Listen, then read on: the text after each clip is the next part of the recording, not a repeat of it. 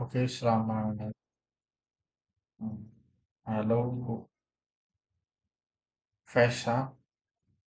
Saya ingin presentasi tentang jurnal.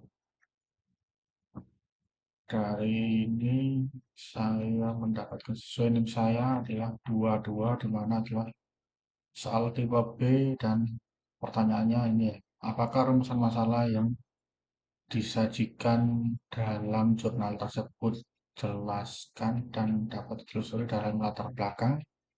Jelaskan secara kritis dan memberi alasan dan contoh dari teks. Oke, ini adalah tim saya ya, Bu ya. Jadi ini saya sorotan aja. Oh, ini coy. Di soal B terus ini pertanyaannya.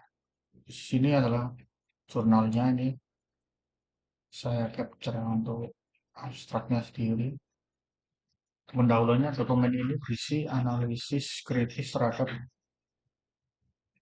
kejelasan dan keterlacakan rumusan masalah yang disajikan dalam sebuah jurnal ilmiah yang membahas implementasi Learning Management System atau LMS ya. Jadi diimplementasikan pada tiga universitas terbuka di Asia.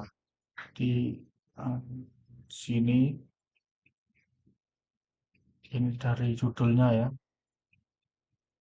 Di sini ada narasumbernya juga. Januari 2024. Oke. Setelah itu rumusan masalahnya itu jelas. Jadi di sini ada review of related literatur. Rumusan masalah dalam jurnal ini disampaikan secara eksplisit dalam bagian review of related literatur melalui 5 pertanyaan penelitian yang dirumuskan sebagai berikut.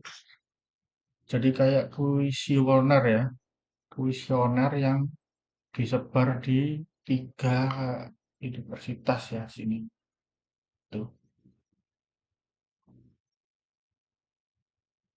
Jadi memang sesuai nih ya buat general technical difference among ODL universities implementing same LMS platform, how different, perbedaan intensi, the use and benefit, itu juga semua sudah dijelasin. Kelima rumusan masalah tersebut dirumuskan dengan jelas dan spesifik, serta menunjukkan arah penelitian yang terfokus dan terstruktur. Keterkaitan dengan latar belakang dalam bagian abstrak dan pendahuluan, jurnal telah membangun latar belakang secara runtuh dan menyeluruh. Masalah utama yang diangkat adalah adanya perbedaan dalam implementasi LMS, khususnya model antar universitas terbuka yang masing-masing memiliki konteks dan tantangan unik. Contohnya, dalam bagian abstrak disebutkan, well, there are common process observed among open university in the way they use their LMS. There are also subtle different caused by each institution unique and special context. Pernyataan ini secara langsung menjadi dasar bagi pertanyaan nomor 1 dan 4. Selain itu, pentingnya benchmarking untuk peningkatan kualitas juga jelaskan yang menjadi dasar bagi pertanyaan 2 dan 3 ya. Kerangka teori yang digunakan yaitu Delon and McLean is success model. Juga sangat relevan dengan pertanyaan kelima yang membahas hubungan antara kualitas implementasi LMS, kepuasan pengguna, dan niat penggunaan dari LMS tersebut. Untuk penilaian kreasi, secara keseluruhan rumusan masalah dalam jurnal ini disampaikan secara jelas, logis, dan terstruktur. Setiap pertanyaan memiliki dasar teori dan relevansi kontekstual yang kuat, serta ditelusuri dengan baik melalui latar belakang. Jadi di latar belakangnya itu sudah start tadi sudah pokoknya dari awal kan ya kayak yang di atas tadi sudah cukup jelas ya sama relate sama pertanyaannya yang di 5 pertanyaan yang tadi. Jadi penulis jurnal juga menunjukkan bahwa mereka mengidentifikasi gap dalam literatur dan menjadikannya dasar yang kuat untuk membangun pertanyaan penelitian yang tepat sasaran. Ini ada kayak agarnya ya. Satisfaction among LMS user in three university.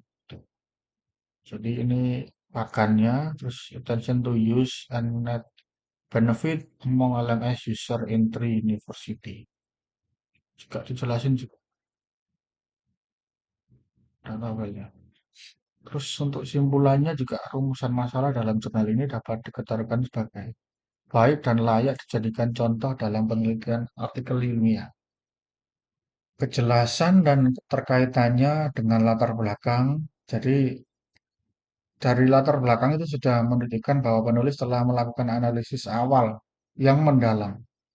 Jadi di latar belakang itu sudah dijelasin untuk poin-poin pertanyaannya. Kalau memang mau meneliti lebih dalam, jadi lebih baik dibaca lagi di jurnalnya. Di decision and conclusionnya, this study investigate the implementation of learning management system among three open university in Asia before sebelum COVID-19 pandemi berlangsung. Jadi, general referred may have explained degree of education quality, soft quality, system quality, user satisfaction, attention to use, and net benefit, which are indicator of successful implementation of their learning. Untuk general dan teknisi comparison show that while UP OU was a relatively younger university than AEOU. It was found to be more successful in implementing the LMS based on significantly higher rating in all IS success indicators. This could be brought about by the scale by which UPOU start implementing online learning. Jadi Roger tahun 2003 mengidentifikasi ini ya. Jadi untuk decision dan conclusion-nya sudah lengkap ya. Ini untuk jurnal ilmiah itu sudah apa namanya? Untuk narasumbernya juga tadi ada 3 lupa saya screenshot. Jadi kalau intinya sih dari ini diskusinya ini